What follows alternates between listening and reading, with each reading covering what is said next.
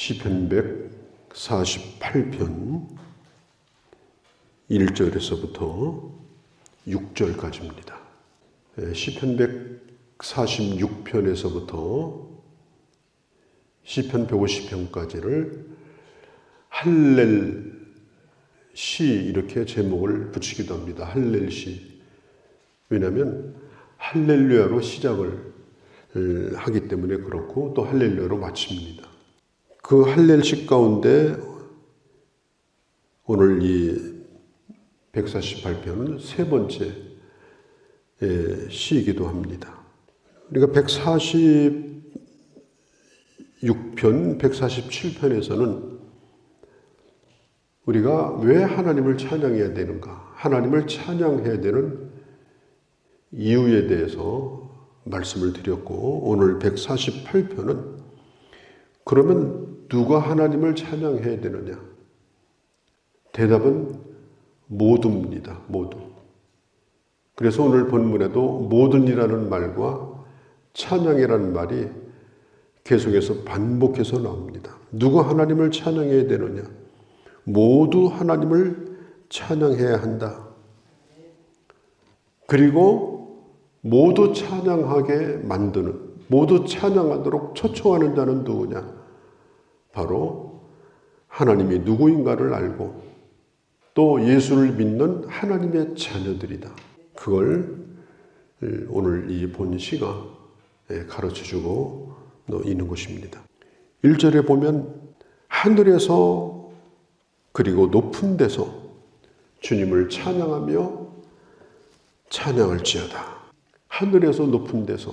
자, 이게 무슨 얘기인가 하면은 우리가 하나님을 찬양하는 사람은 벌써 그 심령이 높은 데 있다는 뜻입니다. 높은 데. 그리고 하늘에 있다는 뜻입니다. 땅에 있는 사람은 주님을 찬양하지 못합니다. 땅의 것 바라보고 땅의 것 염려하고 땅의 것에 욕심부리고 땅의 것 때문에 복잡하고 어떻게 찬양합니까? 그걸 뛰어넘어서 마음을 높은 데 두는 사람, 또 하늘의 소망을 둔 사람, 그런 사람이 바로 주님을 찬양하게 되어 있습니다. 그리고 그렇게 주님을 찬양하는 사람은 신령한 것을 보게 되고 듣게 되는 것입니다. 오늘 시인은 말합니다. 높은 데서 하늘에서 주님을 찬양하라. 그리고 그 대상이 누구냐면은 하나님이 지으신 모든 것들, 하나님이 지으신 모든 것들, 생물, 무생물, 또 눈에 보이는 것, 보이지 않는 것을 다 포함해서 그들이 하나님을 찬양해야 된다. 찬양하라고 지금 초청하는 거예요. 찬양해야 된다. 마땅한 일이다. 마땅한 일이다. 주님을 찬송하며 사는 사람, 정말 마음을 기울여서 우리 주님을 높이는 그런 심령을 가진 사람은 자기 혼자 찬양하는 것만 가지고 만족해하지 않습니다. 모든 것이 다 주님을 찬양하기를 원하는 마음이 있고요. 또 한 가지는 찬양하는 것처럼 느끼게 됩니다. 우리가 자연에 나가서 주님을 찬양하면 그 자연에 있는 모든 것들이 주님을 찬양하는 것처럼 보이는 거예요. 그 모든 소리들도 또 그 모든 느낌들도 이들도 참 주님을 찬양하고 있구나. 그래서 나 혼자 찬양하는 것이 아니라 함께 찬양하는 그런 느낌, 그런 영적인 그런 느낌을 아마 여러분들도 느끼셨을 겁니다.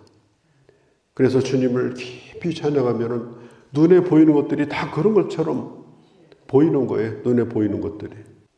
저도 가끔 생각해 봅니다. 새는 우는 것일까? 노래하는 걸까? 어떤 사람은 운다고 말하고 어떤 사람은 노래한다고 말하고 내 마음이 울 때는 운다고 느끼겠죠. 근데 내 마음이 찬양으로 가득 찰 때는 저 새와 내가 함께 노래하고 있다. 그렇게 느끼겠죠. 성경에 보면은 인간의 눈이라고 하는 건 마음의 창문이라고 했는데 예수님이 말씀하셨죠. 마음의 창문. 그런데 우리가 눈을 가지고 있지만 보는 대로 느끼는 게 아니잖아요. 마음으로 느끼는 겁니다. 마음으로. 마음이 어두우면 아무리 시력이 좋아도 앞이 캄캄한 거예요. 그러나 마음이 하나님의 은혜로 가득 차면 아무리 노안이 왔다 하더라도 온 세상이 하나님의 은혜로 가득. 그러니까 육신적인 그런 시력보다 중요한 것은 주님을 찬양하며 오늘 이 본문의 시인이 모든 것들을 초청하는 것처럼 자기가 보이는 것들 이런 것들을 다 초청하지 않습니까? 하나님 은혜가 충만한 오늘 이 성도의 모습을 보게 됩니다. 우리가 사람들 만나도 어둡게 만들고 절망하게 만들고 누군가를 비난 좀 자꾸 그렇게 끌고 가지 말고 우리가 주님을 함께 찬양할 수 있도록 또 그렇게 느낄 수 있도록 그렇게 보일 수 있도록 우리가 자꾸 그렇게 나 자신도 만들어가야 시력도 좋아지는 것이고 또 함께 찬양에 초청하는 그런 자로서의 모습으로 그게 살아가는 것입니다. 찬양하는 눈으로 세상을 바라보라. 자연을 바라보라. 우리가 사람을 바라볼 때도 그렇지 않습니까? 사람을 생물학적으로 바라보세요. 그 무슨 신비로운 게 있겠습니까? 생물학적으로. 또 유물론적으로 바라보세요. 인간은 물질적 존재다. 유물론 존재로 보면 정말 사람은요 살덩어리예요. 살덩어리. 그 이상도 그 이하도 아니에요. 또 진화론적으로 바라보세요. 아유, 저 사람은 진화가 좀 덜 돼서 멍청하구나. 저 사람은 진화가 돼서 좀 고동동물이네. 이 정도지 인간의 존엄성이 없어요. 오늘 이 세상에서 일어나는 아주 이런 복잡한 일들 이런 것들이 사람을 바라보는 그런 시각 거기에 문제가 있는 거예요. 그런 존재다. 그렇게 하기 위해서 하나님이 보내신 자다. 그렇게 한다면은 나도 찬양하고 그 사람도 하나님을 찬양할 수 있도록 내가 인도를 해야 되는 것입니다. 그렇게 만들어 가야 되는 것입니다. 옛날 그 소련의 우주인 유명한 가가린이라는 사람이 있죠. 그 최초의 우주 비행사인데 우주에 가가지고 갔다 와서 하는 얘기가 뭔지 아세요? 가보니까 하나님이 없더라는 거예요. 아, 내가 가보니까 하나님이 없더라는 거예요. 아니, 하나님을 안 믿는 사람이 하나님을 보겠습니까? 그래가지고 아주 대대적으로 선전했죠.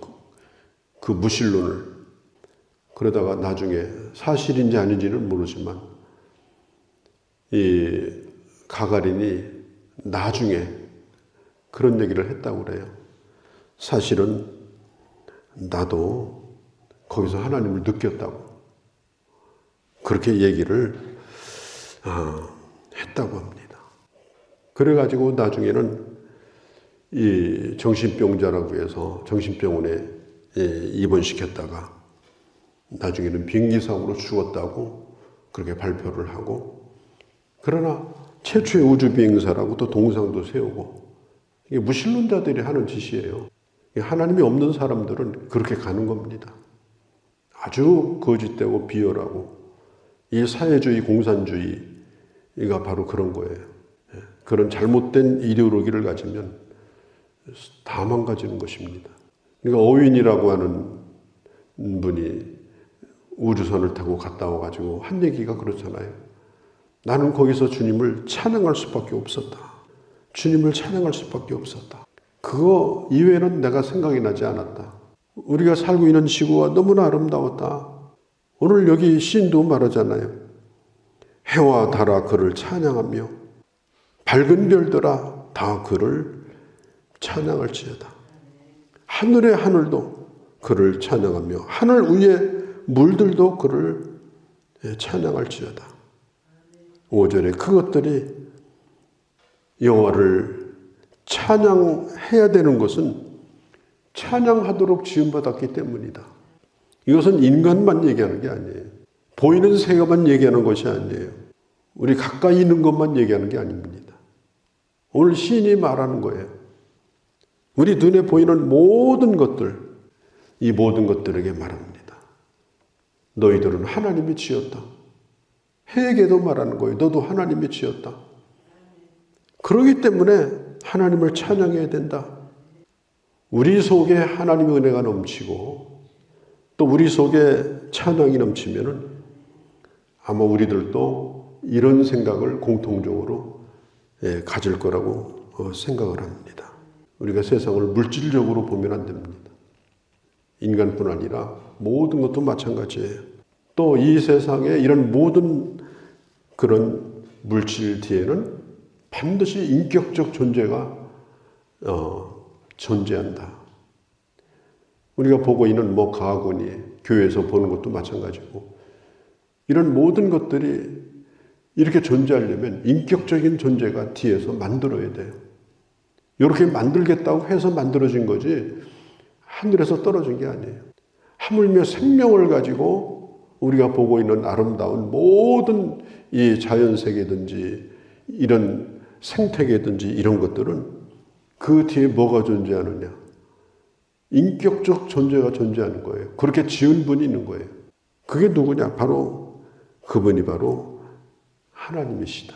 지혜를 가지고 지식을 가지고 교육을 가지고 만들고 그리고 오늘 성경에 있는 대로 법칙을 세우고 법칙을 6절에 보면은 그것들이 존재하도록 패하지 못할 규례를 세웠다고 했어요. 패하지 못할 규례가 뭐냐? 생명이 존재하는데 하나님이 세운 법칙이 있어요. 그 법칙에 의해서 생명이 존재하는 거예요. 우리 몸 안에서 일어나는 일도 그렇고 또 우리가 보고 있는 모든 만물들 안에 하나님의 법칙 안에서 이 창조의 세계가 존재한다. 그렇다고 하면은 그 어떤 것 하나도 우리는 그걸 바라보면서 우리는 하나님을 생각하지 않을 수가 없다. 하나님을 찬양하지 않을 수가 없다. 그게 바로 6절의 말씀이에요. 또 그것을 영원히 세우시고 패하지 못할 명령, 패하지 못할 법칙, 패하지 못할 생명의 하나님의 그 신비로운 법칙, 세포 하나에만 있는 것을 얘기해도 어마어마하죠. 아직도 모르는 게 많죠. 그렇게 놀랍게 하나님이 패하지 못할 규례를 생명 가운데 하나님은 정해놓으셨다. 자, 그러니 오늘 우리는 얼마나 그렇겠습니까? 우리가 이 세상에 사는 게 우연히 존재하는 겁니까? 살다 보니까 여기까지 산 겁니까? 절대로 그렇지 않아요. 그게 바로 6절의 말씀이에요. 우리는 그걸 다 알 수가 없어요. 우리가 이 지구라는 땅덩어리를 봐도 공기가 흘러다니죠. 공기가 흘러다니는 것에 따라서 기압이 생기고 기압이 생기는 데서부터 바람이 불기도 하고 비가 오기도 하고 또 바닷물도 움직이고 우리는 그걸 다 알 수가 없어요. 어디는 날씨가 맑고 어디는 홍수가 나서 어마어마하게 피해를 입고 다 알 수가 없어요. 그러니까 이 모든 이 지구의 이 모든 것들도 패하지 못할 이 하나님의 명령 안에서 존재하고 있다. 그렇기 때문에 우리는 주님을 찬양해야 된다. 또 7절에서 13절에 보면 아주 구체적으로 말하죠. 용과 바다요. 그래. 이 용과 바다, 용이라는 말은 바다의 괴물이라는 뜻이에요. 바다의 괴물. 또 어떤 번역에는 큰 고기 이렇게 말하기도 합니다. 큰 고기. 아주 옛날부터 바다는 지금까지도 두려움의 대상입니다. 그 다음에 옛날 사람들은 이게 풍랑이 치고 그러면 이 바다 안에 있는 큰 물고기가 이게 요동을 치기 때문에 그렇다 이렇게 생각하던 때도 있었습니다. 그래서 바다에 나가는 걸 두려워했어요. 그것도 주님을 찬양해라. 그것도. 그러니까 그게 두려움의 대상이 아니라 너도 주님을 찬양해라. 너도. 지금 그렇게 하는 거예요. 여기 보면은 번갯불, 우박, 또 내리는 눈, 안개, 또 뭐 광풍, 이것도 사람들이 두려워하는 거죠. 두렵기 때문에 피리침도 세우고 번개 안 맞으려고 벼락 안 맞으려고 그러잖아요. 그것도 주님을 찬양해라. 그것도 이 자연의 이 큰 힘 앞에서 인간이 속수무책이지만, 그러나 크신 하나님 안에서는 너희들도 하나님을 찬양해야 된다. 오늘 시인이 그렇게 얘기를 하는 거예요. 이 얼마나 놀라운 일이에요. 무려 30가지를 얘기합니다. 30가지. 이 짧은 본문 가운데.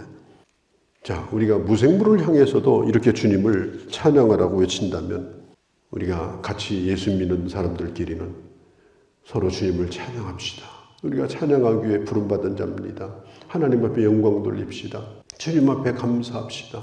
광풍이 몰아치고 힘든 일이 있어도 그래도 주님 앞에 감사합시다. 찬양합시다. 우리는 교회에서만 주님을 찬양하는 자가 돼서는 안 됩니다. 우리는 나가서도 찬양하고 또 나 혼자만 찬양해서도 안 돼요. 함께 찬양하도록 우리는 힘써야 됩니다. 오늘 이 세상 사람들이 하나님이 누구인가도 모르고 인생이 어디로 온 것도 모르고 어떻게 살아야 되는 것도 모르고 어디로 가야 될지도 모르고 잘못된 이데올로기 또 유물론, 진화론, 무신론 만드는 것은 오직 예수 믿는 하나님의 사람밖에 없는 거예요. 그런데 우리마저 찬양에 입을 닫고 불평불만하고 욕하고 다니고 맨날 어두운 데만 쫓아다니면서 이상한 얘기만 하고 다니고 이렇게 한다면은 내 존재 가치도 없는 거예요, 사실. 우리가 하나님을 찬양하는 도구로 좋은 일 있는 사람에게는 좋은 일이 있어서 찬양하도록 만들고 어려운 일이 있는 사람 찾아가서는 어려움 가운데서도 찬양하게 만들고 그런 능력을 가진 그런 하나님의 사람들이 되어주시기를 바랍니다. 어린 손녀하고 할아버지의 대화입니다.